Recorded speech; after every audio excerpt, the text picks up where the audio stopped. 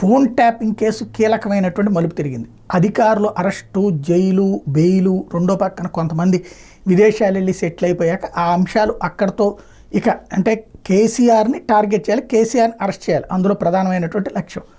అయితే ప్రస్తుత పరిణామాల రీత్యా అక్కడ నెక్స్ట్ స్టెప్కి వెళ్ళాలంటే అమెరికా వెళ్ళినటువంటి అధికారి రావడానికి కుదరదని తేలినటువంటి నేపథ్యంలో ఇక నెక్స్ట్ స్టెప్ బీఆర్ఎస్కి సంబంధించినటువంటి మాజీ నాయకుల్ని పిలవడం, వాళ్ళకి నోటీసులు ఇవ్వడం ప్రారంభమైంది. ఫోన్ ట్యాపింగ్ అన్నటువంటి కాన్సెప్ట్ చుట్టూతా ఇప్పుడు రాజకీయ నాయకుల్ని పిలిచి ప్రశ్నించడం, మాజీ శాసనసభ్యుల్ని వాళ్ళని పిలిచి ప్రశ్నించడం ప్రారంభమైంది. ఇంతకుముందు ఇచ్చినటువంటి ఎవరైతే ఇంతకుముందు అరెస్ట్ అయిన అధికారులు ఇచ్చినటువంటి సమాచారం ఆధారంగా ఈ పని చేస్తున్నారంటారు. ఓవరాల్గా ఫోన్ ట్యాపింగ్ అంశం పీక్ స్టేజ్కి తీసుకెళ్ళాలి, కేసీఆర్ దాకా తీసుకెళ్లాలన్నది రేవంత్ రెడ్డి ప్రయత్నం. ఈ మాజీ ఎమ్మెల్యేలు వీళ్ళ పేరుతో అక్కడ దాకా వెళ్తుందా చూడాల్సి ఉంది.